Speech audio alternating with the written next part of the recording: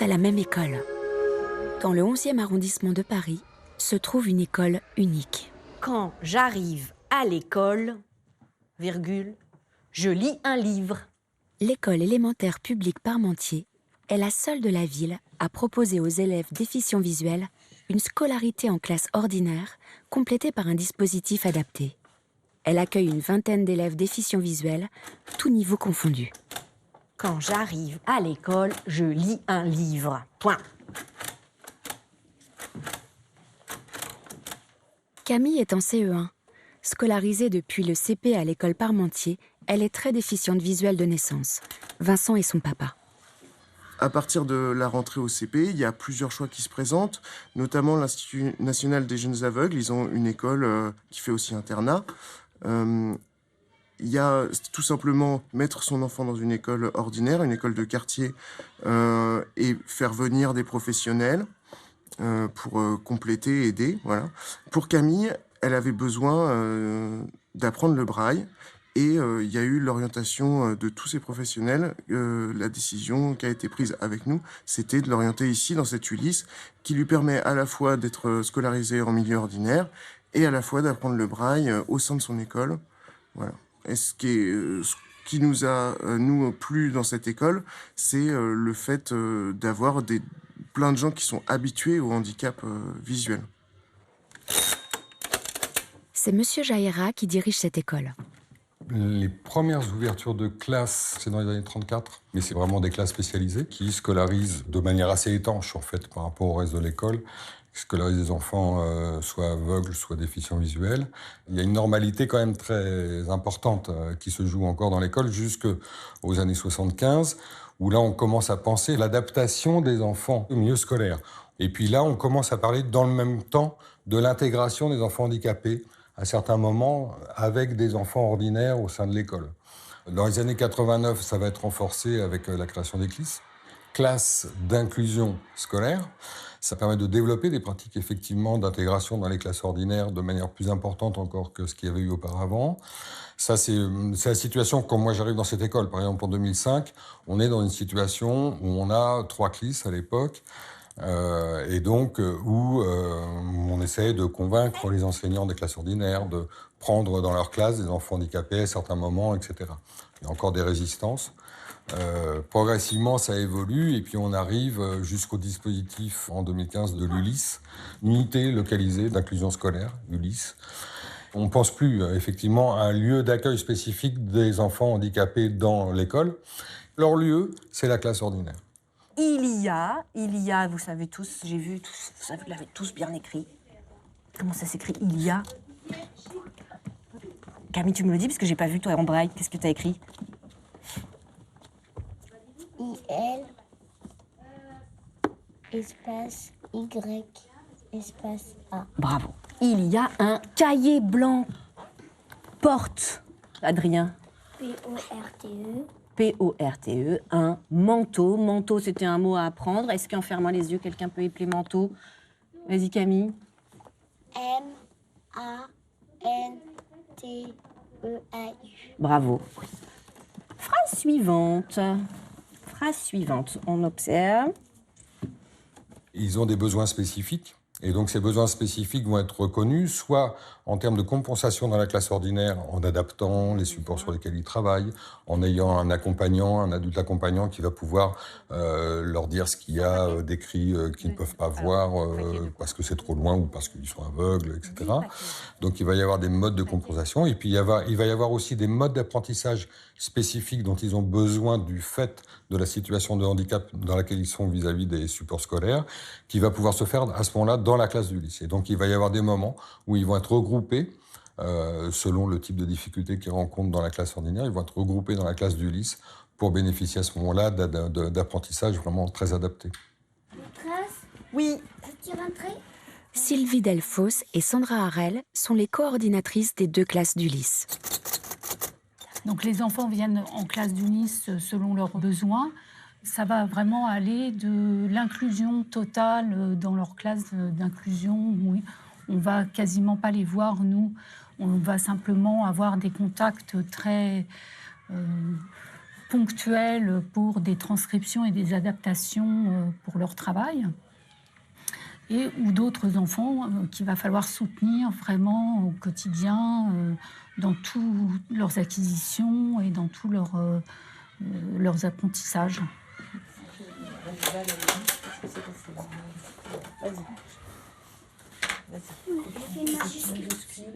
Oui, tu fais une phrase donc avec le mot coiffer, quand on se coiffe, hein, on utilise un peigne. On doit organiser toute la scolarité de l'enfant, qui, il faut aussi le dire, ne sont pas que des enfants du quartier. Il y a en fait très peu d'enfants du quartier, ce sont des enfants qui viennent de tout Paris et qui viennent tous les jours par taxi et qui repartent par taxi. Donc tout ça, c'est une très grosse organisation on construit pour chaque enfant ce qu'on appelle un projet individualisé, en fonction de chacun, qui peut être remanié tout au long de la scolarité et même tout au long de l'année. Hein. On réorganise selon... et on travaille en complète, à chaque fois, harmonie, hein, avec les enseignants des classes d'inclusion. Non, je ne connaissais pas ça. Il n'y a pas un profil lambda. De même qu'il n'y a pas un emploi du temps type. C'est du sur-mesure. Nous sommes des tailleurs. C'est sur-mesure. On s'étire un grand coup. Camille, elle est bien dans ces deux classes. Elle a des camarades dans les deux classes. Elle est déléguée de sa classe d'inclusion et elle est contente, c'était sa volonté. C'est elle qui voulait faire ça. Je pense qu'elle est très bien intégrée. Les enfants sont vraiment bienveillants et ça se passe bien, ouais, c'est super. Directement son, j'écris. J'écris où? Là? Oui, là.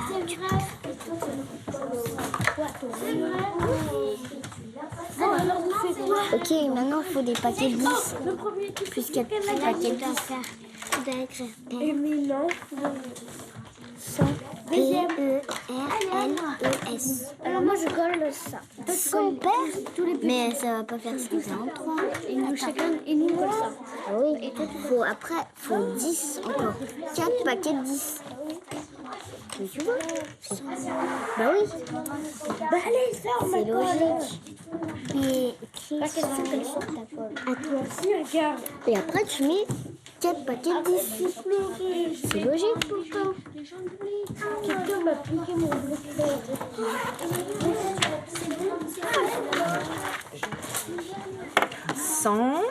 Et la classe d'Ulysse, la particularité, c'est que c'est pas une classe à niveau.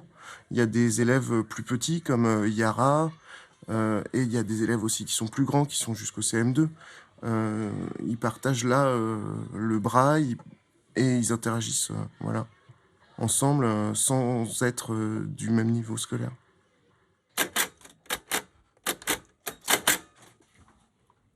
Lundi 6 janvier. Voilà. Les outils donc, que l'on met à disposition des enfants et qu'on enseigne aux enfants, donc on a évidemment le braille, que ce soit l'écriture et la lecture, le cubarythme qui est pour l'apprentissage des mathématiques.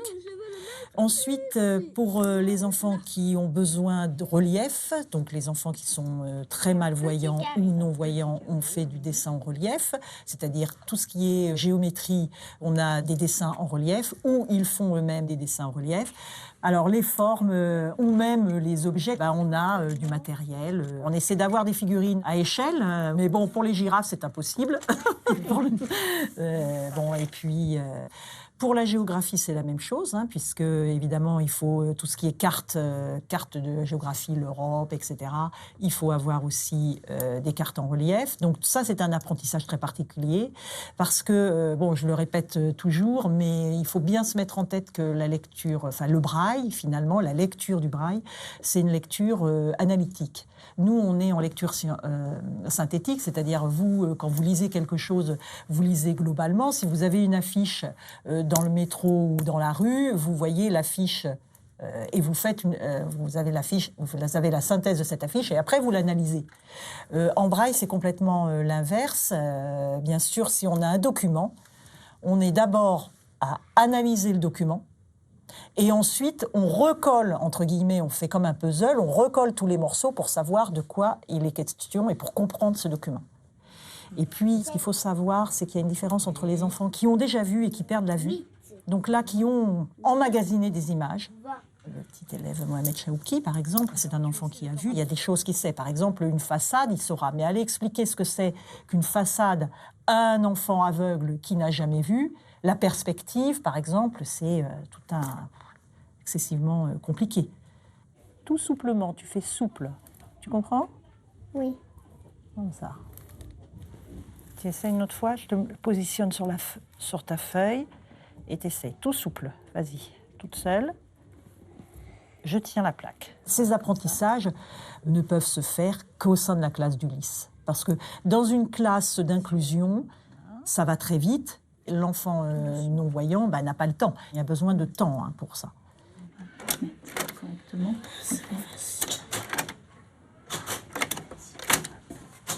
J'ai fini. Ça y est, tu as relu, Julie? Relis-le bien. Oui. Voilà. Mais c'est parfait. Parfait, Yara. Super. Alors, tu peux ranger la feuille. Tu pousses ta machine? Je fais après. Oui, allez. Alors, pour l'apprentissage du braille, je suis l'enfant dans sa progression. C'est-à-dire, si l'enfant montre une aptitude et très pressée, rapide, je vais suivre son évolution. Si, au contraire, il a besoin de plus de temps pour diverses raisons, à ce moment-là, je suis le rythme de l'enfant. Main gauche. Vous voyez, par exemple, une petite élève comme Yara qui a une appétence, va booster. 1, 2, 3, main gauche. 5, main droite. Pour le R. Yara, 5 ans, est non-voyante de naissance. 1, main gauche. Elle est en classe de CP avec 1 an d'avance. Donc là, qu'est-ce que tu as écrit? Yara. Yara. Le braille, c'est une combinaison de 6 points. 1, 2, 3, 4, 5, 6. Sur la machine, j'ai 6 touches. Main gauche, 1, Yara va nous montrer. Voilà. 3. Main droite, 4, 5, 6. J'appuie, appuie. Et là, qu'est-ce que j'ai écrit? Je vérifie. 1, 2, 3. Le E accent aigu. Ici, vous avez l'alphabet braille avec 64 combinaisons de points pour chaque lettre, chaque signe de ponctuation et chaque chiffre. Et donc, tout ça, c'est à mémoriser. Ça leur demande beaucoup d'énergie et de travail et une attention soutenue tout au long de la journée. Une attention beaucoup plus soutenue que l'élève lambda. La suivante, I.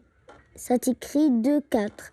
La suivante, F. Ça t'écrit 1, 2, 4. La suivante aussi, F. 1, 2, 4. Après la suivante, c'est E. Ça t'écrit 1, 5. Après la suivante, c'est R. Ça t'écrit 1, 2, 3, 5. C'est coiffé. C'est une décision médicale qui fait qu'il y a un seuil et en deçà de ce seuil, il y a une préconisation de braille. Un jour, Aveline cueille des fraises sauvages dans la forêt de pins. Lorsqu'un petit animal à plumes, un dindon, avec son cou tout déplumé. Après, il y a des enfants qui, à l'adolescence, quand ils sont à la charnière, ils passent le braille à la trappe parce que, évidemment, le braille, ça les stigmatise. Et puis après, ils peuvent y revenir parce que finalement, ils sont à l'aise. Mais le tout est qu'ils aient cet outil à disposition et qu'ils puissent l'utiliser quand ils le sentiront nécessaire pour eux. Alors, on recherche sur le cube le chiffre 1. Le chiffre 1 qui correspond à la lettre A. A. Donc, on recherche bien le positionnement. Voilà, donc le chiffre 1, c'est un petit point qui se trouve en haut à gauche, comme la lettre A. Après, le 2 qui correspond... Ah oui, j'imagine. Le 2 qui correspond à quelle lettre? B. B, très bien. Le 6, c'est comme le F. Le 7, c'est comme le G. Le 8, c'est comme le H. Le 9, c'est comme le I.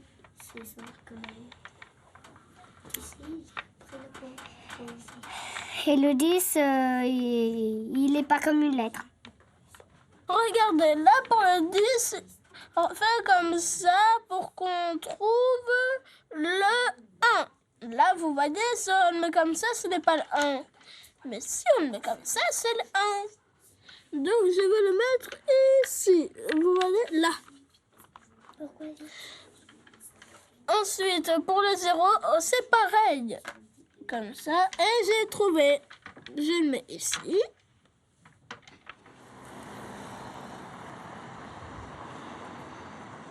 Tous les enfants de l'école Parmentier vont aller voir un spectacle de danse au Palais de Chaillot.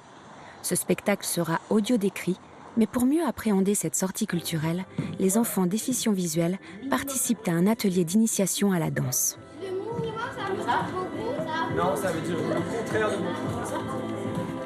Non, là, c'est grand, plus petit. Et seulement, ce qu'on va faire, c'est qu'on va lever les épaules. Il y a une petite élève qui n'aime pas du tout se retrouver en Ulysse, qui ne veut pas du tout être considérée comme enfant avec des troubles visuels. Et là, elle était vraiment motivée par ce moment et elle demande à refaire cette expérience.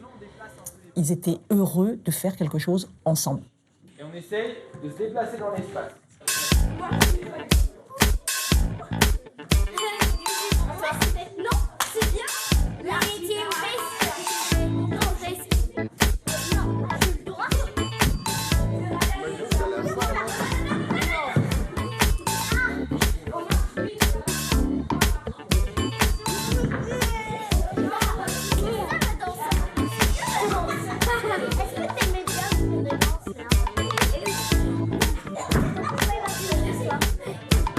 Il y a deux chemins et ces deux chemins ne sont pas incompatibles. Il y a le chemin de l'inclusion qui est très important, être avec les autres, et il y a le chemin où on les prend en considération. Un enfant qui a un handicap visuel, eh bien, on doit prendre en considération son handicap visuel. On ne doit pas le gommer ou être dans le déni ou être dans quelque chose, faire comme si. Enfin, il faut vraiment, pour pouvoir mieux l'assumer et après être un adulte, un adulte qui s'assume plus tard en tant que avec cette problématique-là qui est sa vie. Eh bien, donc, je pense que ça c'est important. Ça va nous aider pour les calculs suivants. F. Combien pour aller de 35 à 40? Combien pour aller de 35 à 40?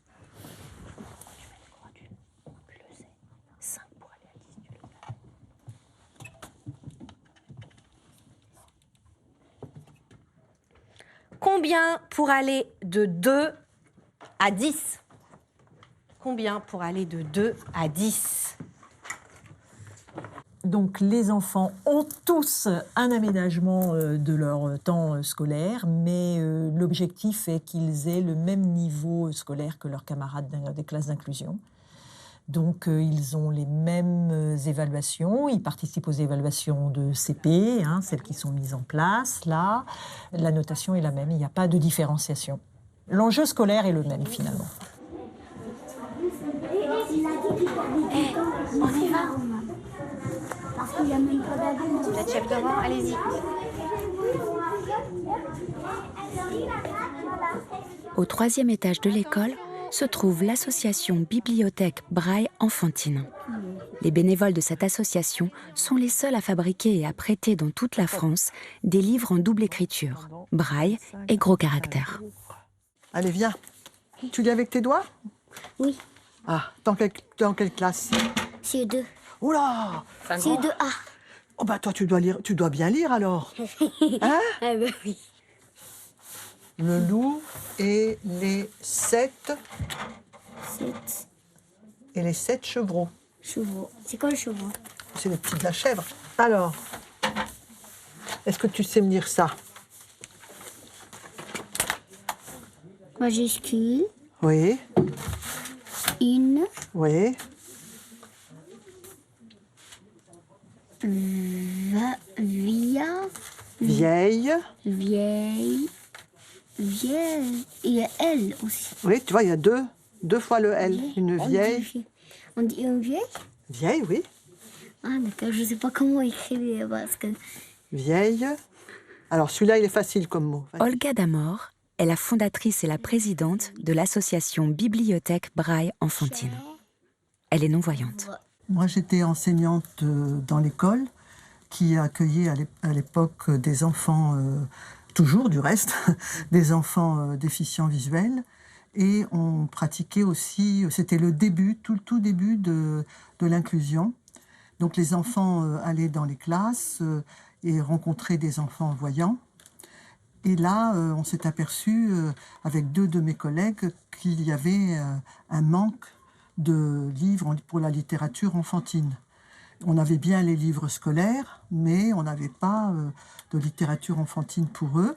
Eux-mêmes, les enfants, nous disaient « Pourquoi nous, on n'a pas les livres comme les autres? On n'a que des livres de classe. » Et donc, on a décidé de créer cette association. Mets bien tes doigts, là. Voilà. Tu vois là, cette page. Hein? Cette page, il y a beaucoup de lignes. Il y a beaucoup de lignes, hein? Ah. Ça fait beaucoup fatigué. C'est beaucoup fatigué? Ça fait trop de lecture. C'est trop. Est-ce que tu veux que je te la lise? D'accord, mais je mets mes doigts comme ça. Tu mets tes doigts comme ça et moi je lis. Oui. Un jour, elle partit dans les bois pour faire provision de fourrage. Avant de sortir, elle les réunit autour d'elle. Je tiens beaucoup à la beauté du livre parce que quand j'étais petite, il y avait les contes, à l'époque on lisait beaucoup La Comtesse de Ségur, donc tout ça, ça existait, mais c'est des gros livres, c'est des pages... Enfin, le livre n'est pas beau. Et moi, je voulais même pas lire devant mes camarades. Je lisais chez moi, j'ai toujours aimé lire, donc je prenais mes livres, je les lisais, c'est sûr. Mais je tiens ici toujours à ce que le livre soit beau, je tiens à la beauté du livre, voilà. Quand vous montrez votre livre à quelqu'un, vous ne rebutez pas, il voit un livre comme tout le monde.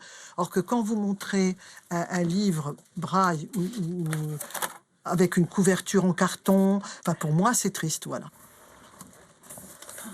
Donc ce livre présente le livre avec des dessins en illustration, c'est-à-dire c'est pour les enfants qui voient un petit peu, ou les parents.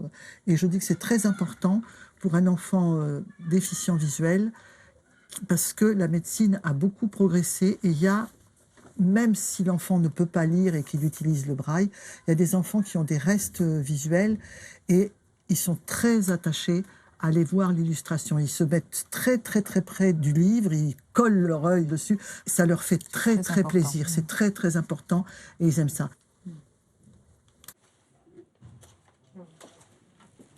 En fait, mais pourquoi ils ont un bol? Hein? Pourquoi ils ont un bol? Un bol, ben c'est pour manger, sûrement. Ah, parce qu'en fait, ils sont en train de manger de la soupe. Voilà. Oui, mais en fait, la soupe verte, c'est pas bon. Moi, j'aime pas la soupe, pas du tout. Aujourd'hui, à la ferme, c'est la révolution. Tout le monde est au courant, les moutons se sont mis en grève. Le loup regarda dans la mare et se vit. Évidemment, je ne ressemble ni à un lapin, ni à un mouton, ni à un écureuil. Avec la tête que j'ai, je leur fais peur sans le vouloir, et ils me fuient. Eh bien, puisque c'est comme ça, à partir de maintenant, je vais leur faire peur exprès. Tu vois, ils se regardent.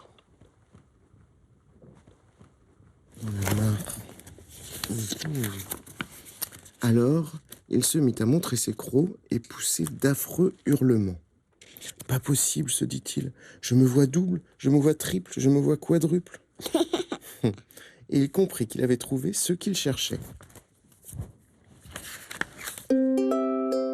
Pour de plus amples informations, vous pouvez contacter l'Union nationale des aveugles et déficients visuels au 0800 940 168 www.unadef.com. Vous pouvez revoir cette émission sur France TV, le nouveau service vidéo de France Télévisions. www.france.tv/france-5/ à vous de voir avec des tirets /. Auteure-réalisatrice, Céline Paris. Producteur délégué, Emmanuel Schlumberger. Avec la participation du Centre national du cinéma et de l'image animée, de l'Union nationale des aveugles et déficients visuels, UNADEV, et de France Télévisions. Presse, Valérie Blanchet. Production, Céline Raffestin, Thomas Bonnet. Direction de l'unité de programme, Patrick Charles, Thibaut Romain. Direction déléguée, Environnement, Découverte, Art de Vivre, Patricia Corfi, Aurélie Taguet. Cette émission vous a été proposée par Bleu Cristal Média et France Télévisions.